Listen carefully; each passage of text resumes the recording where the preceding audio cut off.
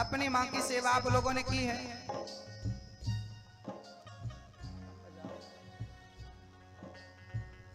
आपने अपने माँ की सेवा की है कि नहीं? किस किस ने की है? आपने अपने माँ के चरण दबाए, माँ की सेवा की? अच्छा, आप में से किसकी माँ अभी है? हाथ उठाओ। माँ है? सेवा करते हो कि नहीं माँ की? जिस माँ की आरती उतारनी चाहिए थी, आज वही माँ दर दर की ठोकर खा रही है। हो लेके पूजा की थाली, ज्योत मन की जगाली, तेरी आरती उतारो भोली माँ।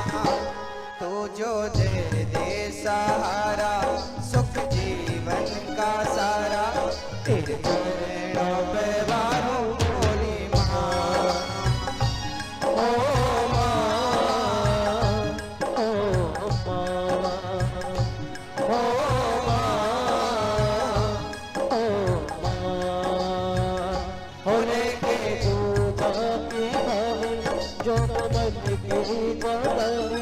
तेरी आरती उतारो भोले माँ। तू दे दे सहारा, सुख जीवन का सारा, तेरे चरणों पे वारो भोले माँ।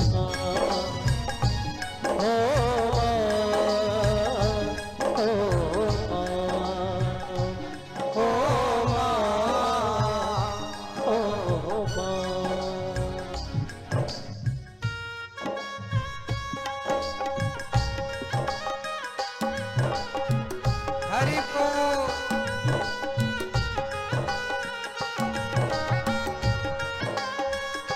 जय हो।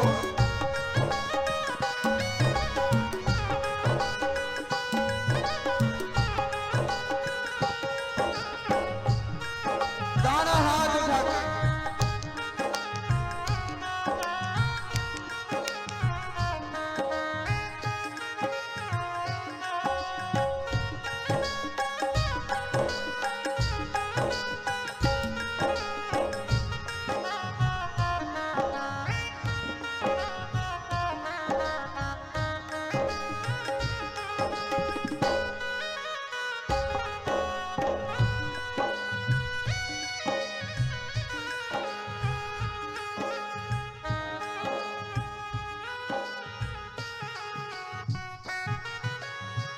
अपना नहीं तुझे सुख दुख कोई, अपना नहीं तुझे सुख दुख कोई।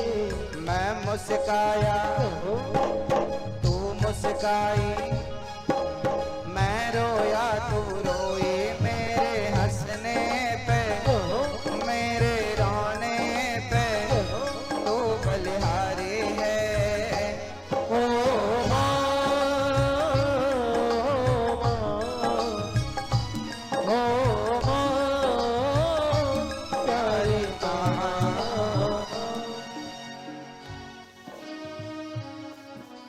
खुशियों का दिन आया है, जो मांगा वो पाया है।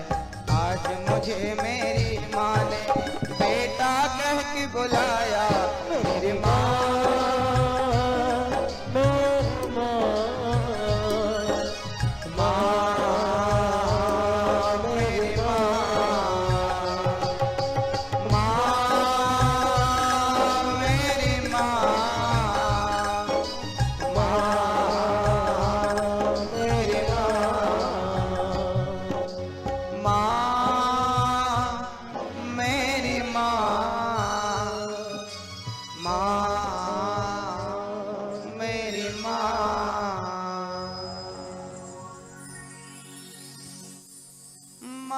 बच्चों की जान होती है, माँ बच्चों की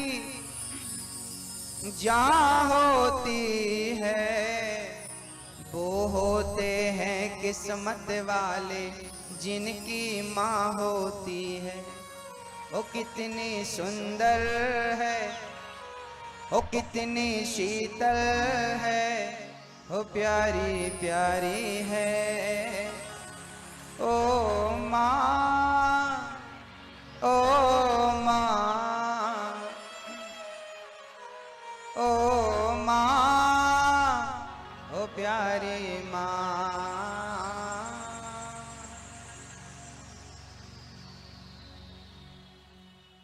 मुझे इस दुनिया में लाया, मुझे बोलना चलना सिखाया। ओ मात पिता तुम्हें वंदन, मैंने किस्मत से तुम्हें पाया। ओ मात पिता तुम्हें वंदन, मैंने किस्मत से तुम्हें पाया। पूजा है तुझको, पूजेंगे हरदम, माँ के ही अर्पण है ये मेरा जीवन। मेरी माँ के मंदिर है और ममता पूजा है। एक वो ही भगवन है और कोई न दूजा है। ये मेरी कहानी है, प्यारी जिंदगानी है। आज हूँ मैं जो कुछ भी, मेहरबानी तेरी है। कहते हैं माँ से बड़ी कोई इबादत नहीं होती, माँ से बड़ी कोई पूजा नहीं होती। माँ, अच्छा आपसे कोई पूछे कि भगवान का रूप दिखने में कैसा है, भगवान कभी मिलेंगे और हम उन्हें देखेंगे तो उनकी शक्ल कैसी होगी? किसी ने कहा कि उनकी शक्ल कैसी होगी, हमने कहा कि उनकी शक्ल तेरी माँ से मैच करती होगी, मिलती होगी। तेरी माँ और भगवान दिखने में एक से,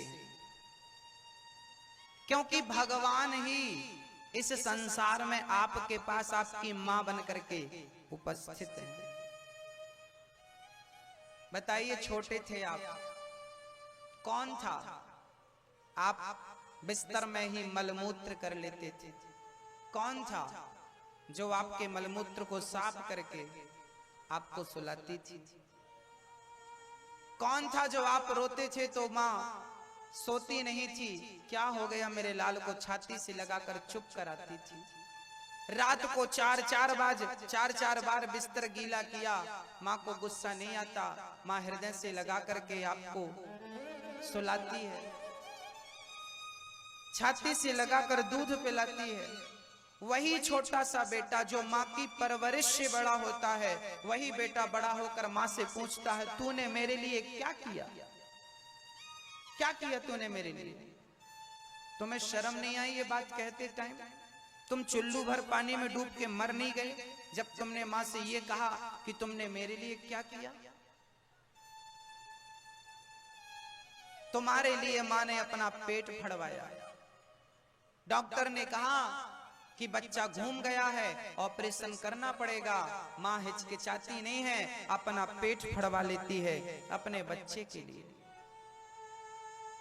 और वही बालक बड़ा होकर के माँ को 2 रोटी नहीं देता, माँ बोझ लगने लगती है और माँ कोई सेवा नहीं करता और वैष्णव देवी की यात्रा करने जाता है।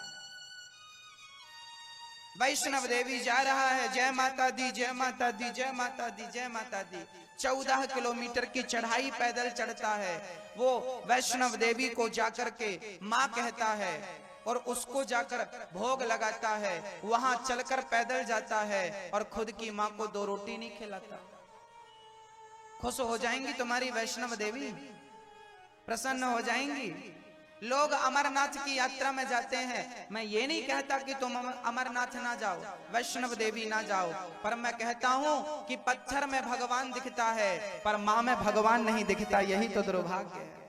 जिस व्यक्ति को अपनी माँ में ईश्वर नजर नहीं आया, अपने बाप में, अपने पिता में भगवान नजर नहीं आया, वो पत्थर में भगवान को क्या देखेगा? मैं आपसे पूछता हूँ, इंसान में तुम्हें भगवान नजर नहीं आता तो पत्थर में भगवान नजर आ जाएगा। मैं ये बिल्कुल नहीं कह रहा कि तुम मंदिर ना जाया करो, लेकिन मैं ये कहना चाहता हूं कि माँ की सेवा करने से टाइम बचे तो मंदिर जाना जरूरी है। और माँ की सेवा में ही लगे हो तो यही तुम्हारी पूजा है, यही तुम्हारी भक्ति है। पहले का अनपढ़ बेटा माँ के पांव दबा करके अपने जीवन को कृतार्थ करता था, श्रवण बन करके। आजकल का पढ़ा लिखा बेटा अपनी माँ को आंख दिखाता है, तू कम पढ़ी लिखी है, मैं पढ़ा लिखा हूं, तुझे कुछ ज्ञान नहीं है, मैं समझदार हूं। पढ़ा लिखा बेटा आजकल माँ को आंख दिखाता। भाई शास्त्र क्या कहते हैं? शास्त्रों में ये नहीं लिखा कि तुम मंदिर जाओ, शास्त्रों में ये लिखा है कि अपने माँ बाप की सेवा करो। परहित सरिस धर्म नहीं भाई लिखा है, परहित लोगों का हित करना, माँ की सेवा करना, ये लिखा है।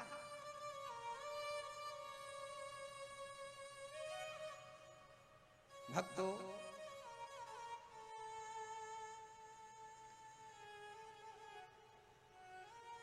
भगवान ने कहा द्रौपदी इस अश्वत्थामा को क्या सजा दूं? द्रौपदी ने कहा छोड़ दो। कन्हैया से पूछा क्या सजा दूं? तब कन्हैया ने कहा, कन्हैया ने कहा ब्रह्मबंधुर्न हन्तव्य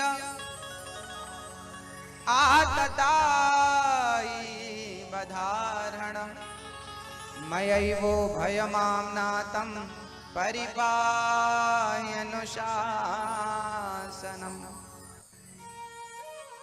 ब्राह्मण को कभी मारना नहीं चाहिए और आताताई को कभी छोड़ना नहीं चाहिए।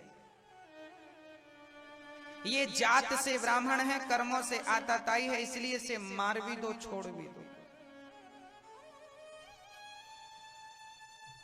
जो अपनी माँ को घर से निकाल दे, माँ को दुत्कार दे, वो आताताई नहीं तो क्या है? भक्तों, अच्छा ये बताओ, आपने लास्ट बार अपनी माँ के पांव कब दबाए थे? आखिरी बार याद है? आपने आखिरी बार अपनी माँ के पांव कब दबाए थे? क्या कल बीती रात को आपने पांव दबाए अपनी माँ के? कहो, किसने कल अपनी माँ के पांव दबाए थे? हाथ उठाओ जरा। कल आपने अपनी माँ के पांव दबाए थे? पिछले कल? बहुत बढ़िया, मैं आपको प्रणाम करता हूं। माँ, जिनकी माँ चली गई और आपने सेवा करी है तो आप बहुत भले व्यक्ति हैं। जिनकी माँ है, सोने के पहले पांव दबा दो, बड़ा पुण्य मिलेगा। सुन लो क्या कह रही है आपकी बूढ़ी माँ। आज बच्चे अपने माँ बाप की सेवा नहीं करते, इसलिए हम वृंदावन में, श्रीधाम वृंदावन में वृद्ध माताओं के लिए वृद्धाश्रम बनाने जा रहे हैं, जहां वृद्ध माताओं की सेवा होगी, उनके रहने की, खाने की सारी व्यवस्थाएं होंगी। ऐसी बहुत सारी माताएं हमारे पास आती हैं और रो रो कर कहती हैं कि बेटा हमें अपने साथ ले चलो, हमारे बच्चे हमारी सेवा नहीं करते। जानते हो, कुछ दिन पहले एक माँ मेरे पास आई और उस माँ ने कहा कि बेटा जब मैं मरूं तो मेरी आखिरी इच्छा है कि जब मैं मरूं तो मेरी चिता को तुम आग लगाना। उसने मुझे कहा कि जब मैं मरूं तो तुम मेरी चिता में आग लगा देना। मैंने कहा माँ ऐसा क्यों कहती हो? उस माँ ने कहा बेटा मेरा एक बेटा है, बहू भी है, नाती पोता सब है, परंतु मेरा बेटा मुझे गिलास भर पानी नहीं देता, बहू दो रोटी नहीं देती, तो जिंदा मैं पानी नहीं पिलाया, रोटी नहीं खिलाई, ऐसे बच्चों से मरने के बाद आग लेने से क्या फायदा? मैं नहीं चाहती कि ऐसा बेटा मुझे मेरी चिता पे आग लगाए। जिसने मेरे जीते जी गिलास भर पानी नहीं पिलाया, रोटी नहीं खिलाई, उससे मैं आग लेकर क्या करूंगी? वो कहती है कि आप मुझे मेरी चिता में आग लगाना। तब मुझे लगा कि पहले मुझे इन माँ की सेवा करनी चाहिए और इन माँ का पुत्र बनकर सेवा करूंगा, तब मैं इन सभी माताओं की इच्छा पूरी कर पाऊंगा। इन माओं का दर्द मैंने देखा, इन माओं की पीड़ा जब हमने सुनी, तब भगवान ने हमसे कहा, बिहारी जी ने, कि आप वृंदावन में जल्दी से वृद्धाश्रम बनाओ और इन माओं को यहाँ लाकर इनकी सेवा करो।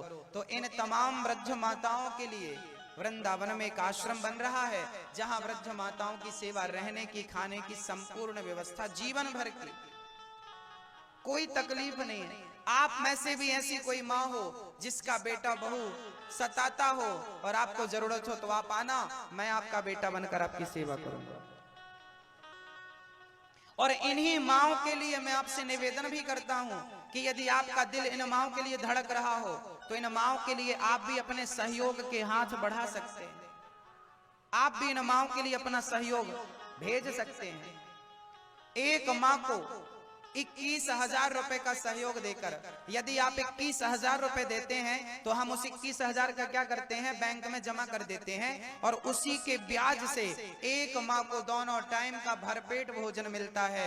आपके द्वारा अन्नदान होता है, आपका दिया 21,000 बैंक में सुरक्षित रहेगा, और मेरे और आपके ना रहने पर भी एक माँ दोनों टाइम भरपेट भोजन करती रहेगी, आपके इतने से सहयोग से।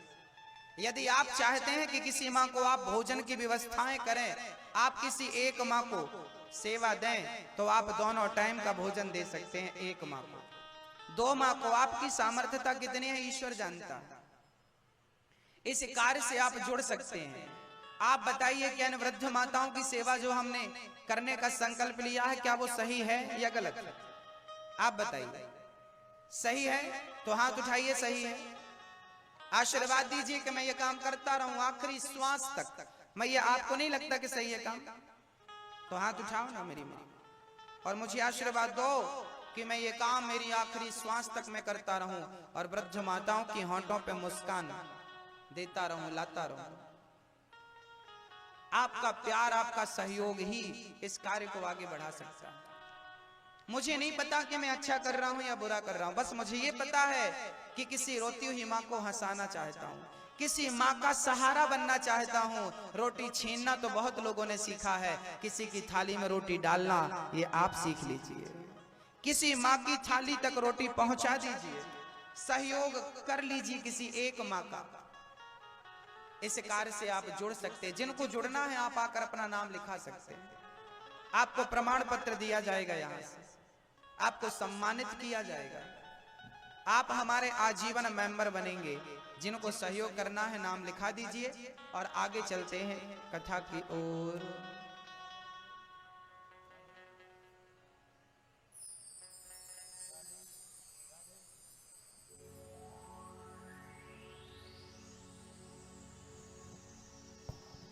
राधे बोले वृंदावन बिहारी लाल की, श्रीमद् भागवत महापुराण की। बिहार के लोग जयकारा लगाने में बहुत पीछे है, बात क्या है? भगवान का जयकारा ऐसे स्वर से लगाना चाहिए कि कम से कम 1 किलोमीटर तक ध्वनि जाना है। जोरदार शब्दों से एक बार बोले वृंदावन बिहारी लाल की। जैसा कि सभी को विदित है, बिहारी जी की महान कृपा, बिहारी जी की प्रेरणा से महाराज जी ने वृंदावन धाम में श्री बिहारी जी की शरण में वृद्ध माताओं के निवास के लिए, उनकी सेवा के लिए एक आश्रम निर्माण कार्य की योजना बनाई है, जो कार्य आगे चलकर वृद्ध माताओं की सेवा देगा और उन्हें रहने की उचित व्यवस्था, भोजन की व्यवस्था और सेवाएं प्रदान होंगी वृद्ध माताओं के लिए।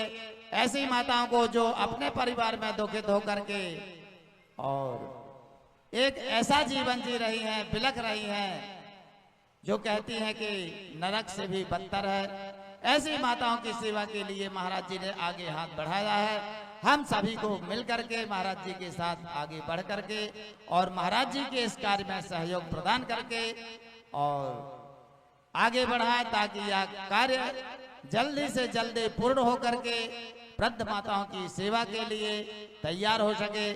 कुछ भक्तों ने इस महान कार्य में अपने धन की आहुति देते हुए अपनी संपत्ति को दैवी संपत्ति के रूप में प्रस्तुत किया है। आइए उन महान भक्तों के नाम जानते हैं। श्री सुरजीत सिंह राजगढ़ जम्बू से हैं आप। आपकी ओर से 11,000 रुपए की राशि समर्पित की गई है। जोरदार तालियों से आपका सम्मान किया जाता है। श्री नरेंद्र सिंह जी वाराणसी यूपी से हैं, उत्तर प्रदेश से। आपकी ओर से 5,100 रुपए की राशि भेंट की गई है। श्री राजपाल जी सोनी, आप इलाहाबाद उत्तर प्रदेश से हैं। आपकी ओर से भी 11,000 रुपए की राशि भेंट की गई है। जोरदार तालियों से सभी भक्तों का सम्मान करते हैं।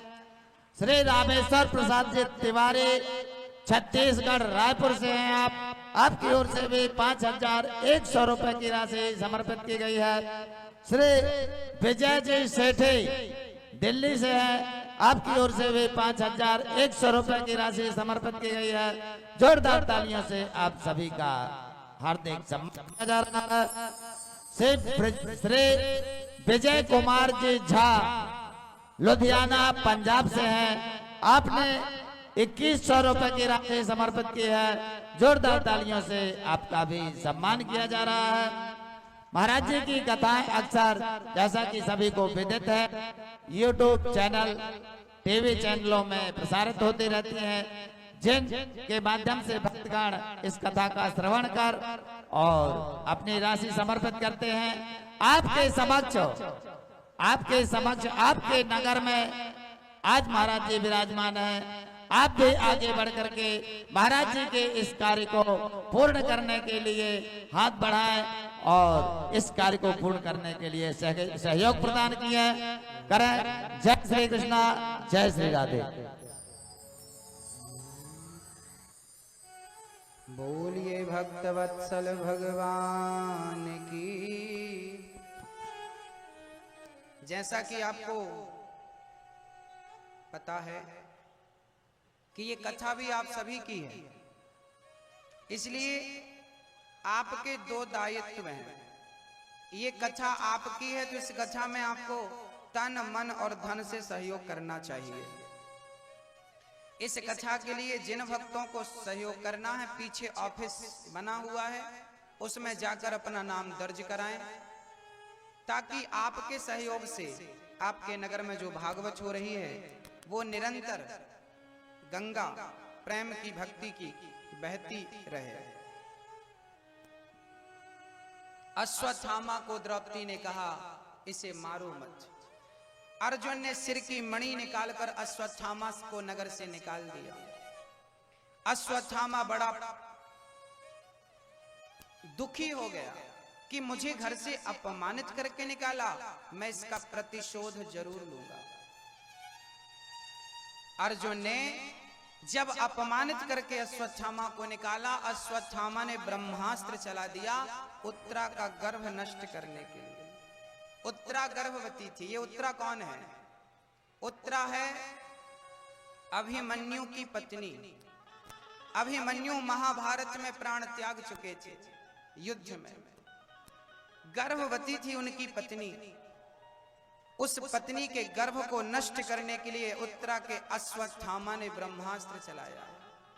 उत्तरा दौड़ी दौड़ी कृष्ण के चरणों में आकर कहने लगी, पाहि पाहि महायोगिन देव देव जगत्पते, नान्यं त्वद्भयं पश्ये यत्र मृत्युः परास्परम्। पाहि पाहि महायोगिन। उत्तरा चरणों में गिर पड़ी, कन्हैया मेरा छोटा सा बच्चा अभी जन्म भी नहीं लिया, उदर में है, और अश्वत्थामा ने उस बच्चे को मारने के लिए ब्रह्मास्त्र चला दिया। हे प्रभु, हे दीनानाथ, दीन बंधु, पतित पावन, भक्त वत्सल, करुणा निधान, मेरे पुत्र की रक्षा करो। तब भगवान ने अंगूठे के बराबर रूप बनाया और उत्तरा के गर्भ में प्रवेश करके भगवान ने उत्तरा के गर्भ की रक्षा की। उत्तरा प्रसन्न होकर चली गई। भगवान कभी गर्भ में जाते नहीं हैं, भगवान सदा प्रकट होते हैं, भय प्रकट कृपाला दीन दयाला।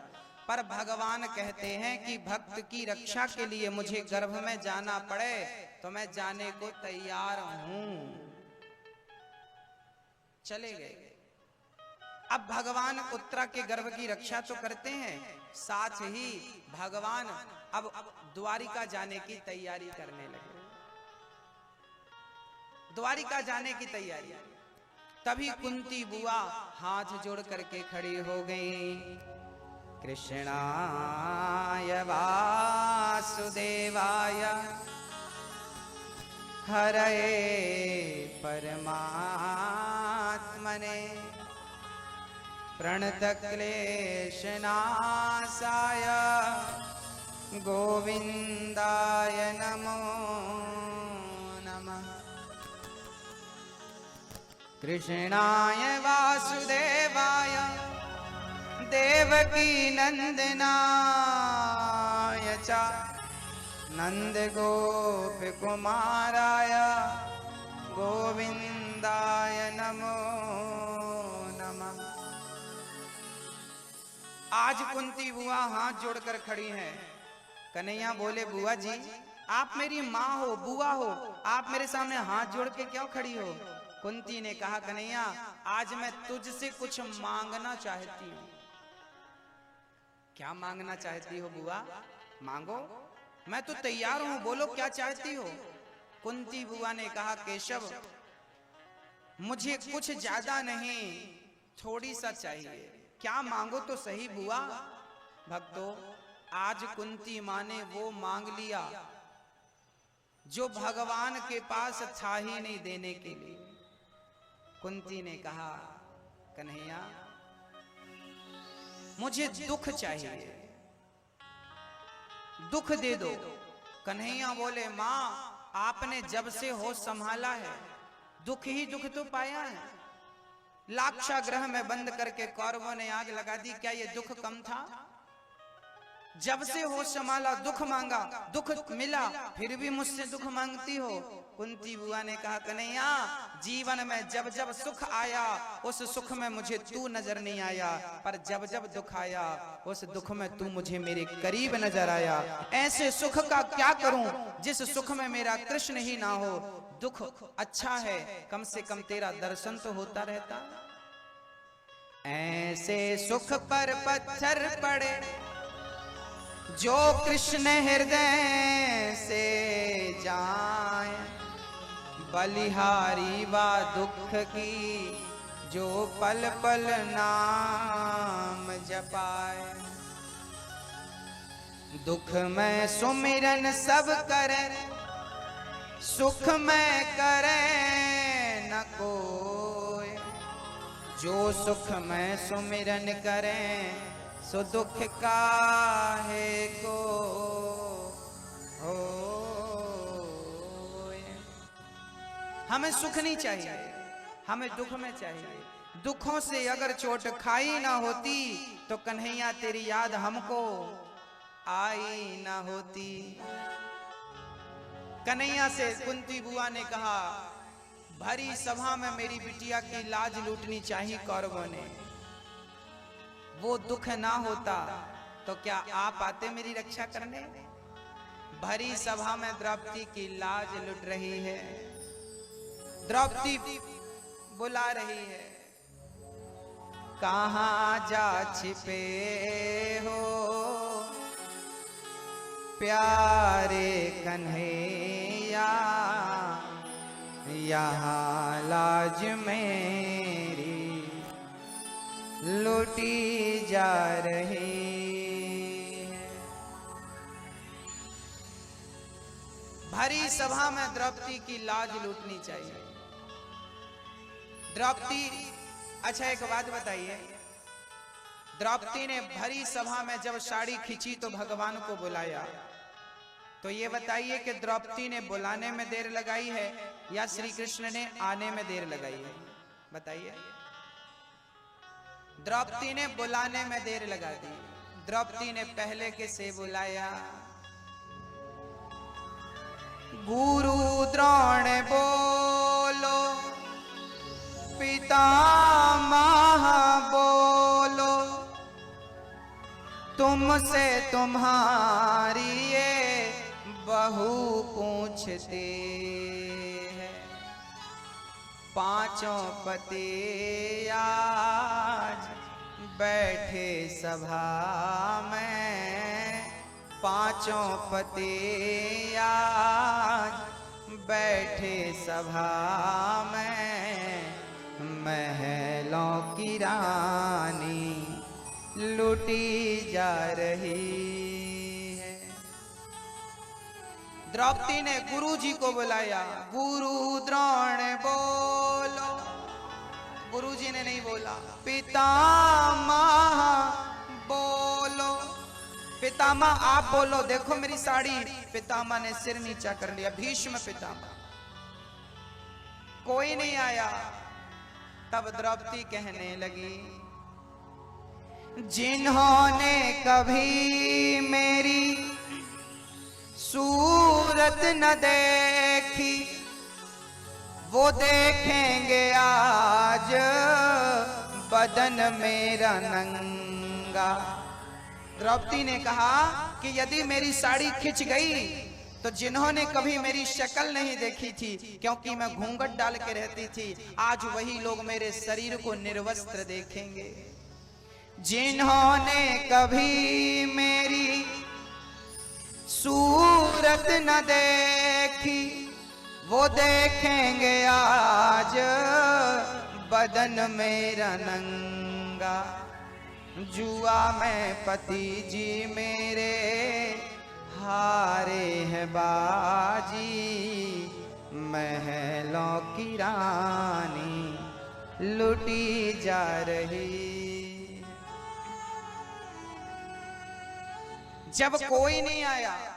अच्छा, जब द्रौपदी की साड़ी खिंच रही थी उस समय भगवान कृष्ण कहां थे? बताओ कहां थे? आप बताओ। कोई कहता है हस्तिनापुर में थे,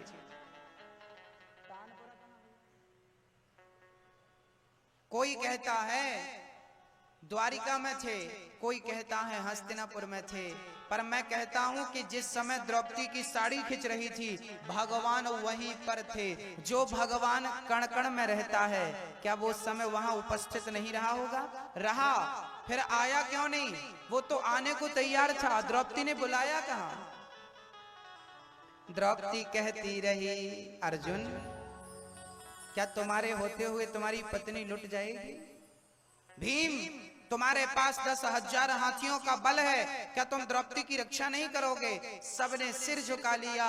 दुनिया जब सिर झुकाकर खड़ी हो जाती है, मुकुर जाती है, जब किसी का हाथ नहीं बढ़ता, तब द्रौपदी ने दोनों हाथ उठाकर कहा। कहते हैं उस समय भगवान कृष्ण द्वारिका में थे और रुक्मणी जी कन्हैया से कह रही थी भोजन कर लीजिए, भोजन का टाइम है। भगवान को रुक्मणी जी भोजन परोस रही थी और भगवान इंतजार कर रहे थे कब मेरी बहन बुलाए और कब मैं जाऊं, पर नहीं बुलाया।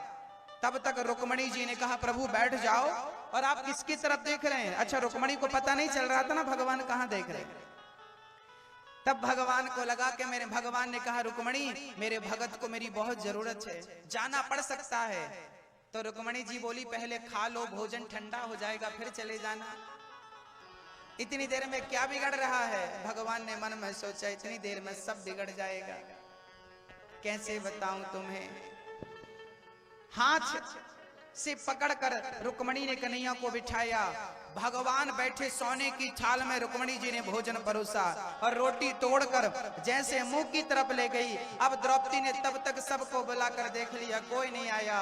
तब दोनों हाथ उठाकर कहने लगी, द्रौपदी कहने लगी मेरा कोई ना सहारा बिन तेरे, मेरा कोई ना सहारा बिन तेरे, नंदलाल सवरिया मेरे, मेरा कोई ना सहारा बिन तेरे, नंदलाल सवरिया मेरे,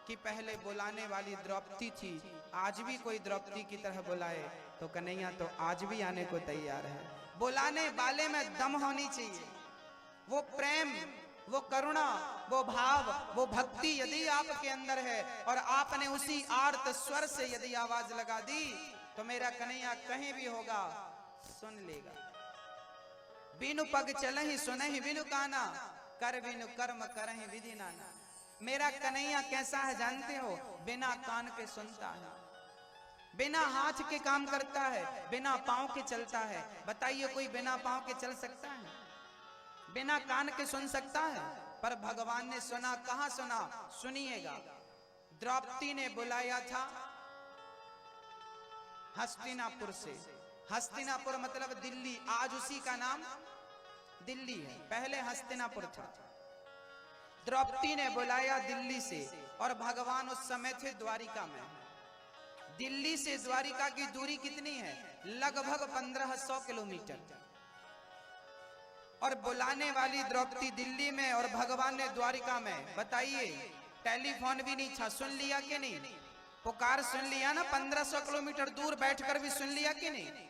बिना कान के सुनता है, ये बात सिद्ध हो गई। और बिना कान के सुना ऐसा नहीं, द्रौपदी दिल्ली से बुला रही थी और द्वारिका में भोजन करने बैठा था और बुलाया तो तुरंत चला गया।